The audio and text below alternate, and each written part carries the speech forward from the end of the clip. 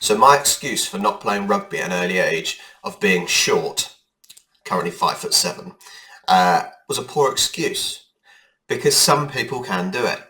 So today we got an example. Rob Burrows. Let's watch.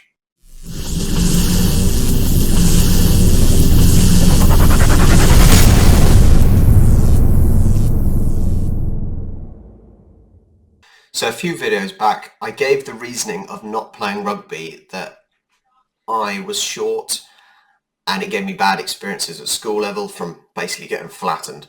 And in the comments I got then how Rob Burrows, who is short, has made a success of himself.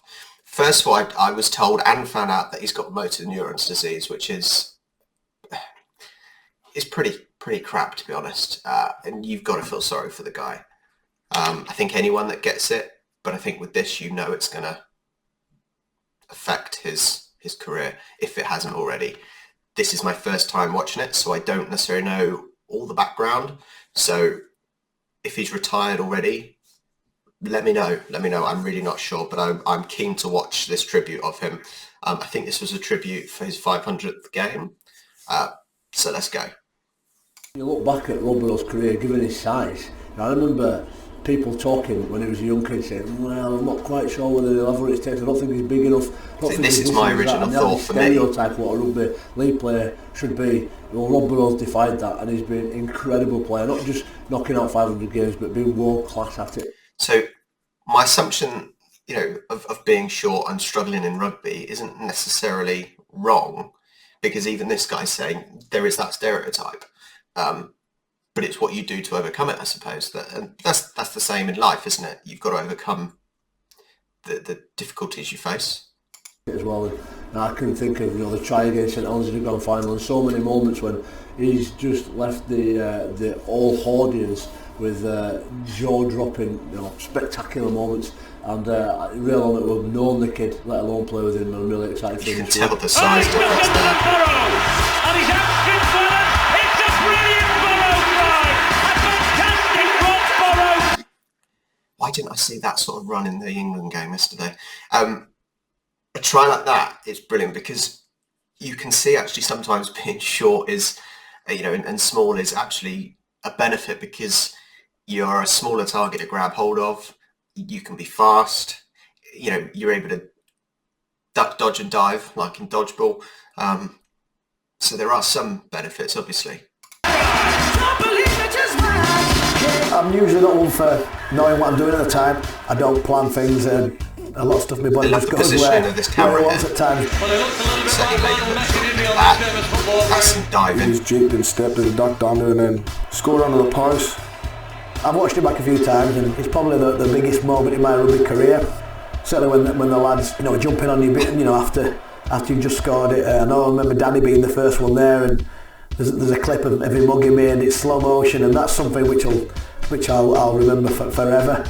It's a tough spot, and I don't blame for anybody for going high on me. It's I'm small, and I probably had eye tackle if there was a guy smaller than me, I reckon. The big thing with Rob was, he ate the scene unbelievably, coming in from the academy, and God, look, you can see the size difference there. He's tearing defences apart at 17, 18 year old, and he's played major roles in all the finals. He for years has been ducking away and outpacing people and jinking around people and being a real good threat with the ball.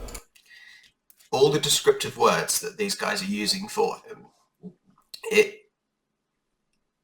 I think it's the first thing that comes to my head when being small, especially in a sport like this. Like I keep saying, you can dodge out of the way, you can duck under things, you're a smaller target for them to get. So it certainly proves that actually sometimes your height isn't always a major hurdle. But at no stage is he a defensive liability. He's a very tough man. Yeah, this is my question. How is his tackling? Is he able to take down a 6'6" player? While at times he's not being happy with it, he's gone out there and give the game his guts. Absolutely, every single time gives it his guts, and that's the true sense of the word professional. To have a difference of opinion, yet go out there and still put everything into it. And I think over the last 18 months we've seen the best of Rob. Been instrumental, and In the all success that we've had, and just to have around the place as well. He's a joy to be around, bit of a joker. They have some old-fashioned seats. You can't show him up at times, but the impact that he's had at this club has been phenomenal. And to do 500 career games and the way the game is now, it's a remarkable achievement. 500 games, that's a lot of games. That's incredible. So I guess that's just extra motivation going into Thursday night. I've always been nervous. I've been nervous on Thursday as much as I was probably that day, but it was an excited nervous. I think that's what really sticks out to me. And obviously when I came in the changing room and saw my name on the shirt for the first time, I'm sure you ask any sort of, certainly Leeds lads, they see the name back of the Leeds shirt, it's a real proud moment. I think people will be keen to make a statue of Burrow because it won't cost a lot of money, so it won't be that big, will it? Just be a few pounds. That's some good banter. Yeah, that's some good banter. A short ass doesn't use a lot of material. Coins melted down and done, you finished. At 15, 16, when you're that size, and to overcome a few obstacles that he has done, but once he gets out on the field, he never takes a backward step even in training.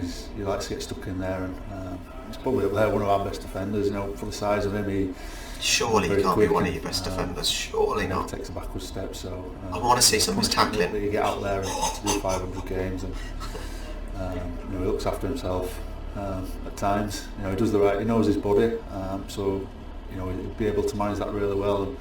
And as to say, to do 500 games at that level is it's an unbelievable achievement. We want to be involved in the big games, be in the finals and win trophies like we have done in the past decade. So nothing's changed here. We want to get back to that.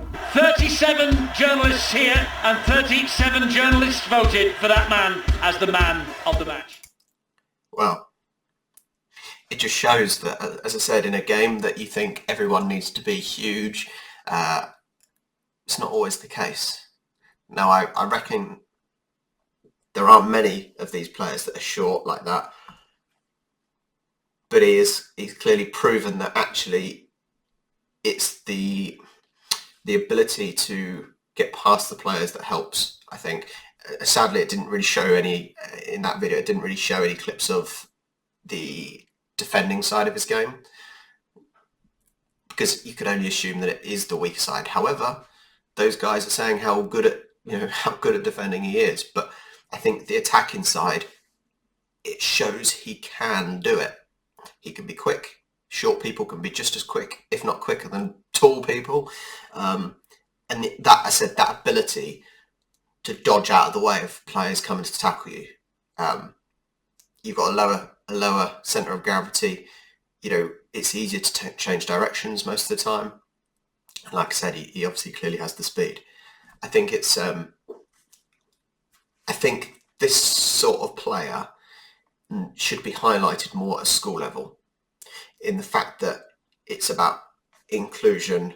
You can do it if you want to do it, and it's always the same. It's the same with football in the sense that I think they said about Iniesta being too short, but he was one of the best in the world.